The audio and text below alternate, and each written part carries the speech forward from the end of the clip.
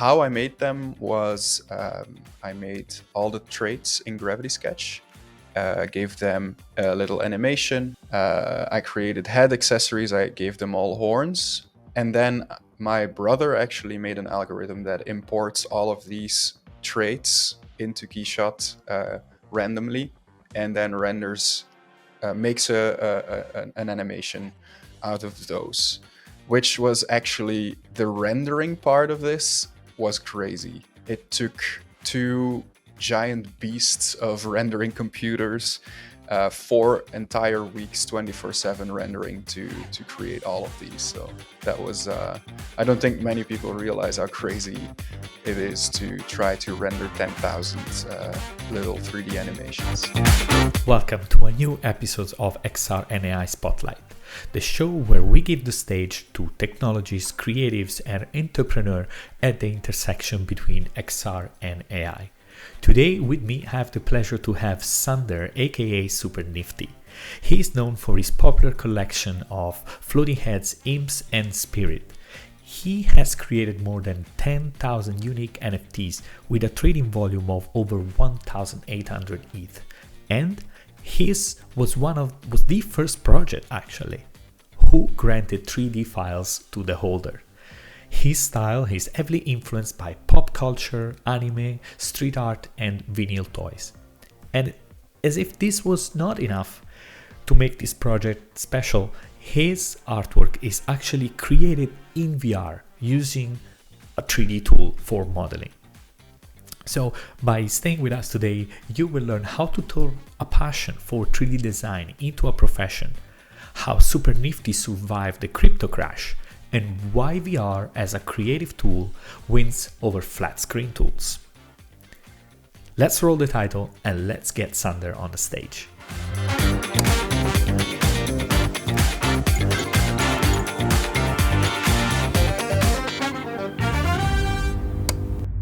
Should I say Sander or should I call you SuperNfty? How do we want to move forward from here? You can choose. I think Sander is probably easiest. So Okay. Let's then stick with Sander. Yeah. So I am curious because we initially talked back then. I think it was 2019 once, right? Where you were still creating in 3D and passionate about XR. And I was curious, how did you turn this passion for 3D design into something of this scale? Yeah.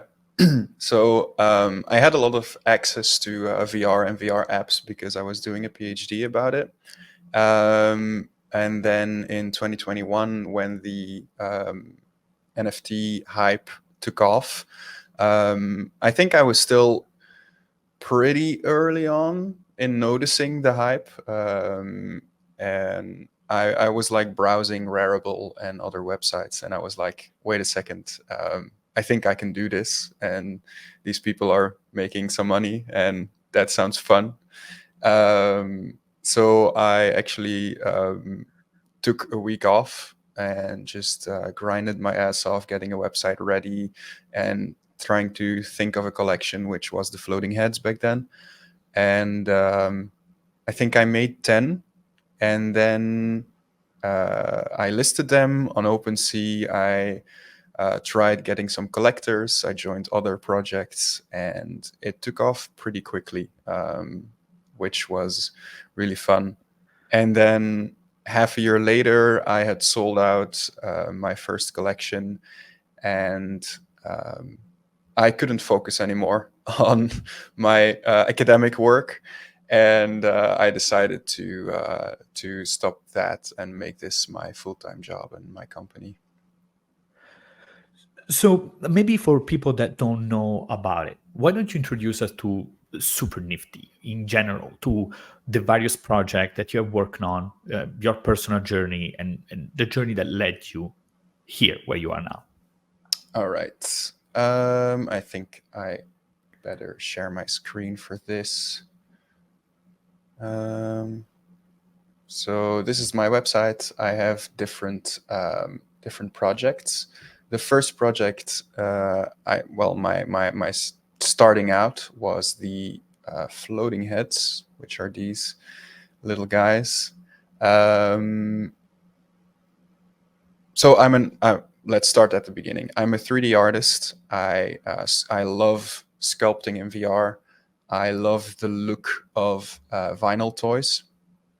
Um, and I also fell in love with the technology behind NFTs. I thought it was really interesting that digital art could now have value, and because I personally I think digital art should be valuable because there's a lot of work that goes into a lot of digital art, and I think a lot of digital art is really cool. So I made the floating heads. Basically, all my work it floats because I think it's interesting to play with the digital aspect of it. Like these guys couldn't exist in real life because they wouldn't be able to float. So that was the original idea behind it. So I created the floating heads. These are all 264 artworks that I created in VR, in Gravity Sketch VR. And I sold these in 2021. Then afterwards, I contacted my brother because he's um,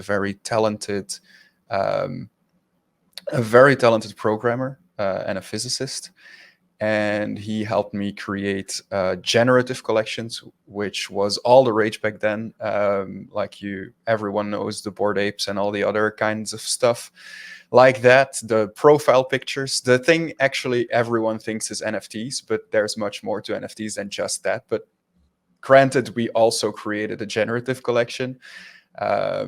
The second ever 3D animated generative collection. It sold out after like 4 weeks, which was amazing. Then there's Alexander, another. let me ask you. Let me Sorry, ask yeah, you a I question. can So, keep talking about this. I'm sorry. yes, exactly. So, I'm curious. How was the transition moving from something that is actually handcrafted, right, in a tool like Gravity Sketch, that for people who don't know is this 3D modeling tool that allows to create volume. So it is not really sculpting; it's more like sub-D modeling, right? Mhm. So how did it go from there into creating a generative art collection? Like in terms Um, of also you as an artist, how did you feel about it? how did I feel about it? I think generative collections are really interesting. I think as an artist, I am intrigued by anything that is innovative. And it also, for me, it was really interesting to see my art because it creates so many new artworks that, like, I, as the artist, haven't even Mm. well, now I have seen all of them, but like back then it was really interesting to see what it would create. Um, how I made them was I made all the traits in Gravity Sketch, and then I imported them into. I actually use Keyshot, so I imported them into that program. Gave them a little animation. Wait, let me open the Imps back again so you can see. Um, so I made all kinds of glasses, eye accessories. I made eyes. Let me get you some more interesting ones. There we go. I created head accessories. I gave them all horns. And then my brother actually made an algorithm that imports all of these traits into Keyshot randomly, and then makes an animation out of those, which was actually the rendering part of this was crazy.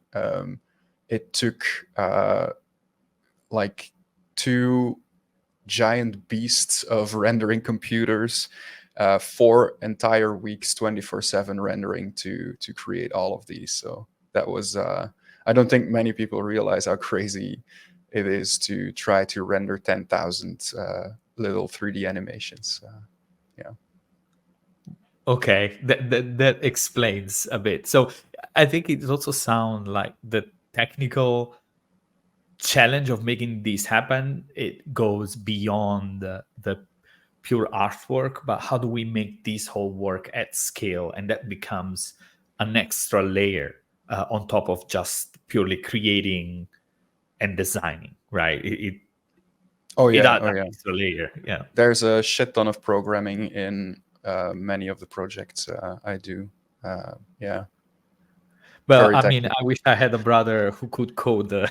Yeah, yeah. I'm very lucky in that regard. That's great. And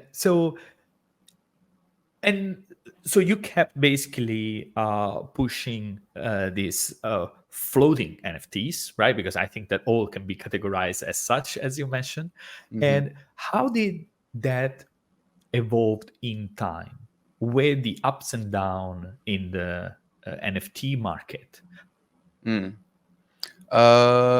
Yeah. So the height of the hype, I think, was August of 2021. But then we had a lot of hype afterwards as well. But like most people know, the crypto market kind of crashed after 2022 or something, after summer of 2022. So obviously the hype for NFTs died down a bit too. Um, which everyone in the NFT space have had to deal with in their own ways. A lot of artists I know have by now quit and went on and did something else. But I really don't want to do that. I really love what I do. So what we actually did was we created the Spirits, um, which is a rewards collection, kind of. So in NFTs, it's very important to reward your collectors somehow. Well, it depends. Some people disagree. Some people think artwork should stand on its own, and stuff like that. But I like making collectibles. I don't like see my art as like a painting, for example. It's not like, I don't know. It's a bit different. I love collectibles, and I think in collectibles And it I think makes a it's lot of also sense. important. And I think it's also important to adapt and take advantage of the traits of NFTs to make something Hmm. that is just more interesting or Yeah, different, or that really uses those yeah, features, right? That yeah, is not just a painting, that is yeah, different. yeah. So we needed to create. I wanted to create more art because I'm an artist. A lot of collections do like event management and stuff, and artists become CEOs, and they. But I really just wanted to create more art because that is what I love. But I also just couldn't just keep creating more art because then I would dilute my other collections. So the way we solved this is we created the Spirits, which is a reward collection, and it's a collection of like floating monsters, which is very comparable to Pokemon because you can collect multiple of the same. And if you have three of the same, you can evolve them and stuff. So it's like a deflationary collection as well, because the supply become smaller over time because people burn them. Burn three. If they have three of the same, they evolve them. I can show you the Spirits right here. And at this point, I also want to see the evolution. Sorry, that's one of the most rewarding parts. Uh, Yes, for sure.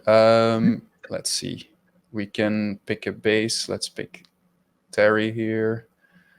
And we can go into the base. And then there's the. This right. is the second evolution. This is the third evolution. And these are variants, which is also a mechanic to make a select few of them a bit more rare, which is really fun for collectors. Let's see. Let's pick a good one. Looney, for example, is one that recently came out. And then there's three evolutions of those. And as you can see, there's 36 of the base one right now, but 9 already went into creating the final evolution, and then 3 more to create the second evolution. And there's only one of these right now, but people could buy more of these to make one of these if they wanted. So stuff like that. And are all these generative, or were No, not at handmade? all. All right. Yeah, These because are they don't handmade. look like generative. Yes. Yeah. No, no, no. These aren't generative at all. Um, So these were created so I could make more art without diluting my other collections. So how does that work? Is these are the reward collections. So these are obviously worth less, but they don't give people any advantages. My other collections, these collections, they will grant people access to getting spirits. So how we do it is we give people a virtual coin, which is not an actual cryptocurrency because I don't want to mess with that. But a virtual coin on our website with which they can buy packs of these every single day. Let me show you. This is our website. Here's where you can snipe spirits. I think one auction just went, so there will be no bids. No, there's no bids right now. But yesterday, 6 packs were sold, 3 packs for 0.019 wrapped ETH, and 3 packs for. Oh, let me show the screen a bit better. Nope.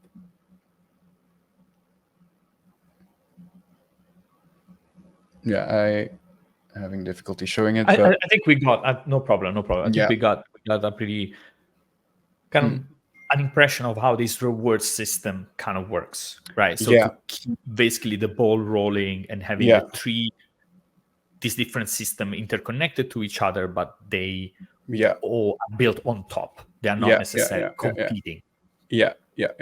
So these are the fun collection. This is why you would hold my other collections for a longer time, which helps people. Well, I stay don't know, loyal. Which, like that. Yeah. Of course. So I do have a question because VR basically played a key role in your creative process.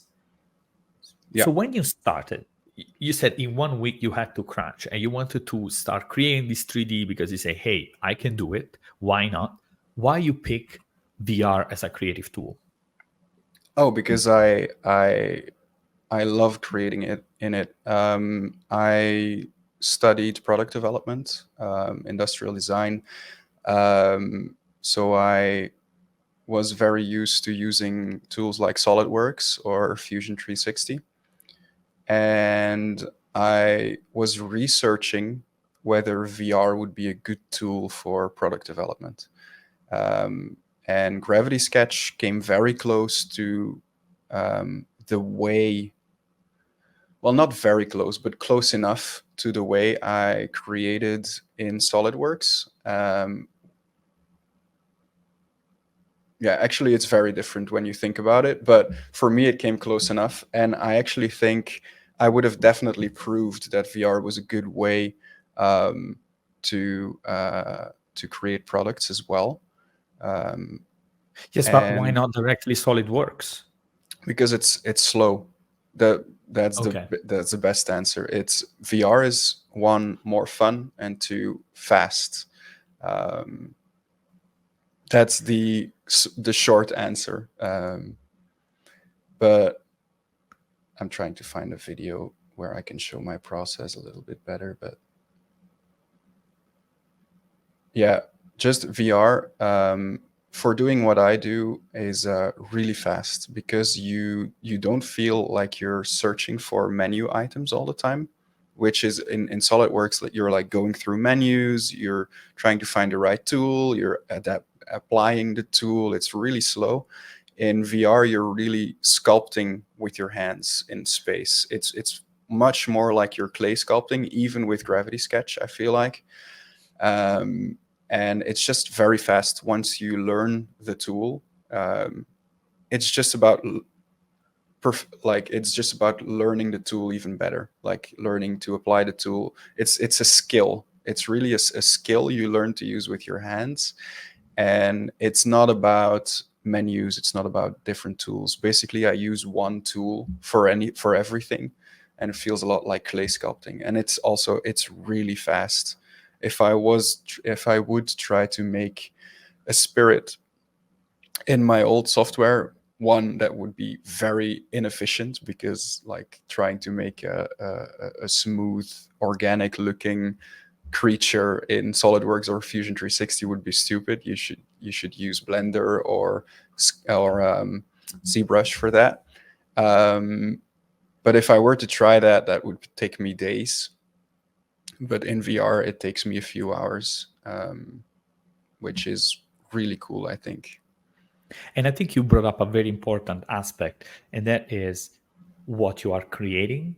So something that is, especially something that is organic, Mm-hmm. like the floating heads, like the Mm-hmm. spirits, it's something that is so much more prone to be created organically with like sculpting, and then in VR than something that is instead precise, like for example a product or something that requires, for example, symmetry Mm-hmm. Mm-hmm. or let's say hard edges and so on, Mm-hmm. exact measurements. So then it is a different kind of creative work. And I think the Yeah. way where VR shines as a tool is indeed that free flowing, organic, Mm-hmm. sometimes even not precise, right? Because that is necessarily not always what you need.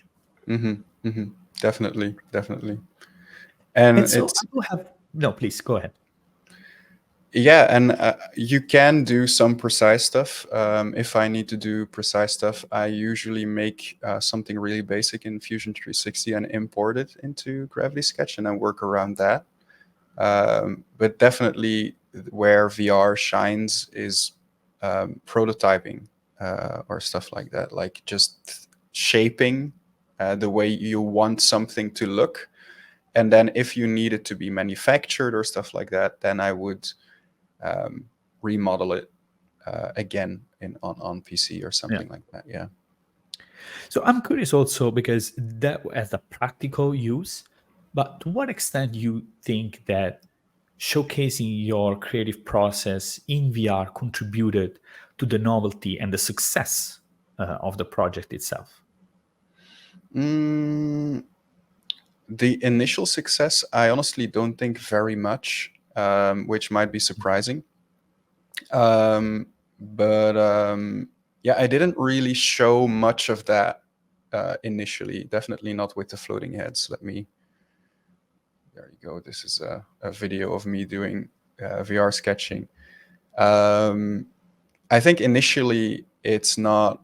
Um, it wasn't that led to the success.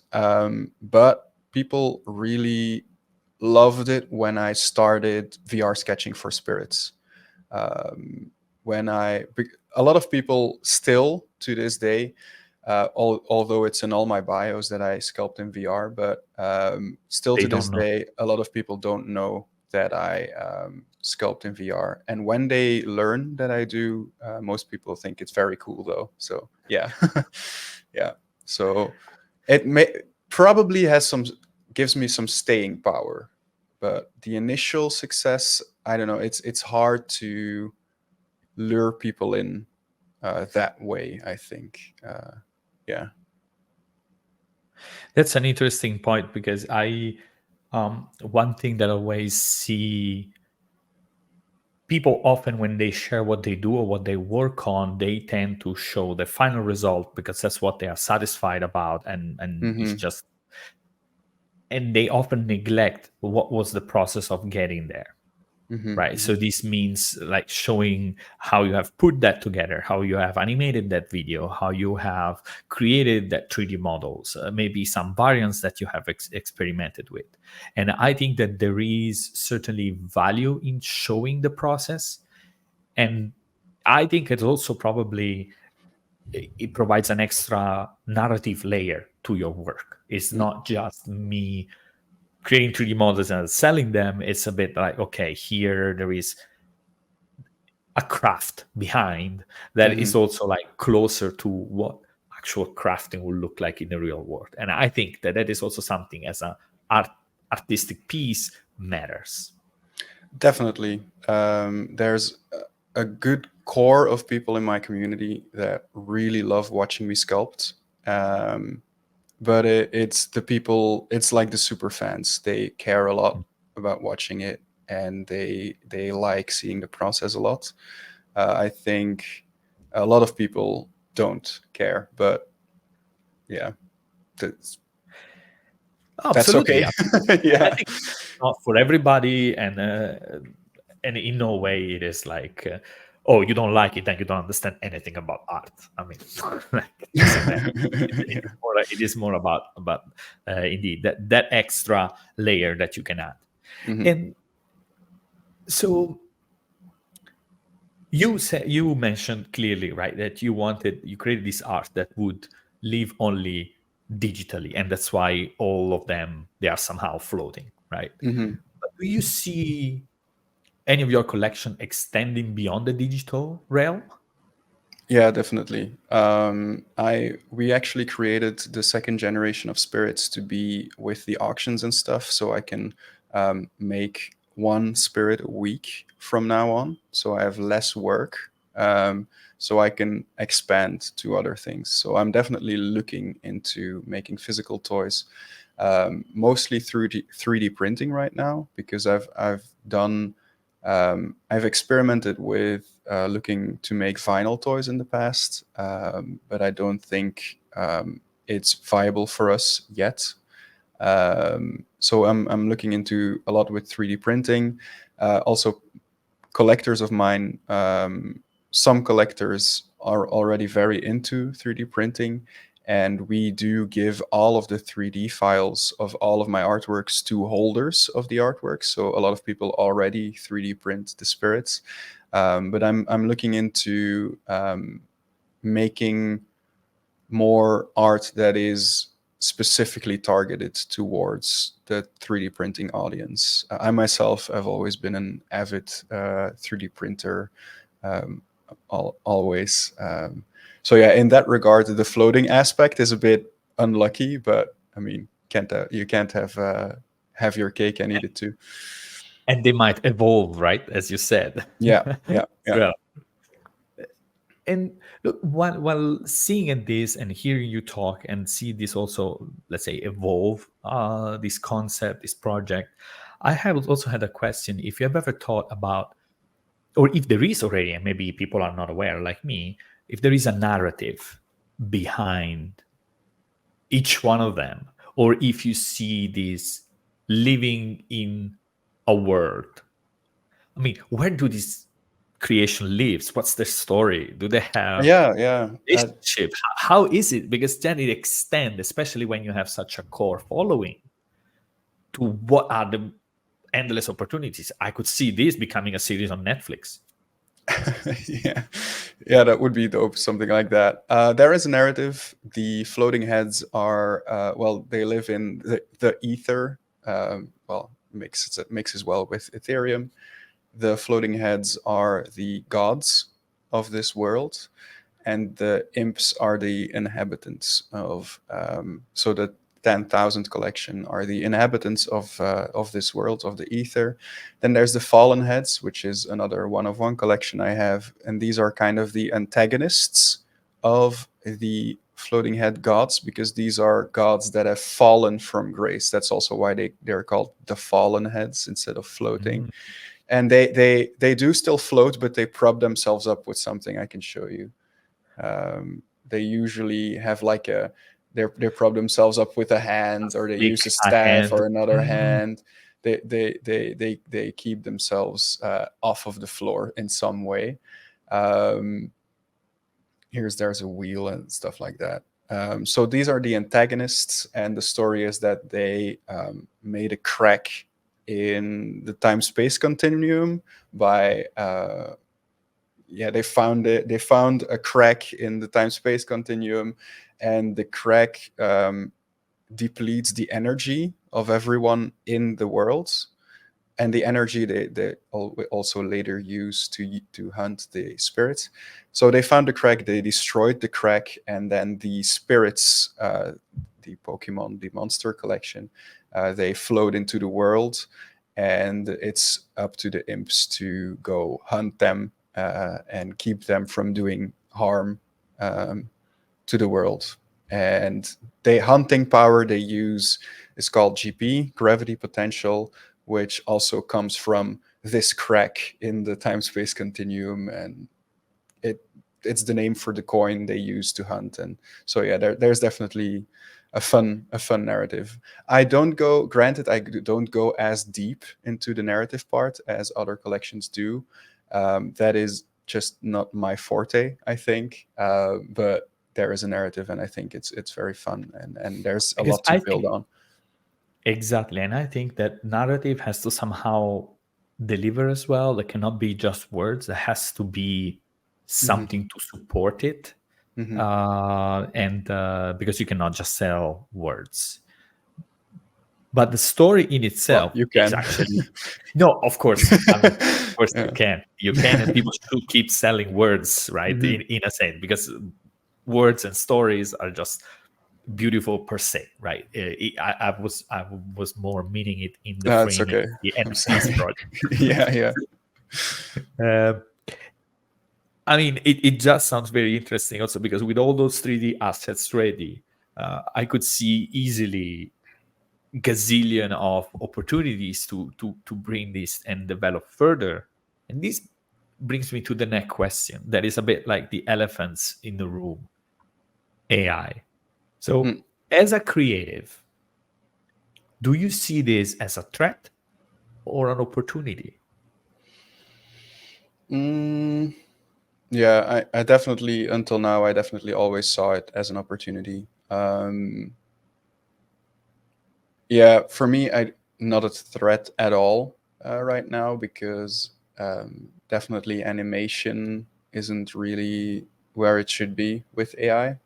It might be in the future, and then I might have to rethink um, my opinion. But until now, I've definitely seen and used it as an opportunity. I've been using ChatGPT and Midjourney every day to create ideas for spirits. So I write sometimes when I'm out of inspiration. I just go onto ChatGPT and I ask, write me 10 visual descriptions of brand new monsters that you figure out. And then I take that description and throw it into Midjourney, and then I get a bunch of visual inspiration, and that has led to actual spirits. So until now, it's been a blessing, honestly, and I think I'll be able to adapt, even if it gets to a point where it can make my art. I, I don't know if it would be, but I think the human aspect in art will always be a thing. I think people who think AI will take over underestimate the connection people feel to an artist, to um, a company, even to the system that has been figured out by a human.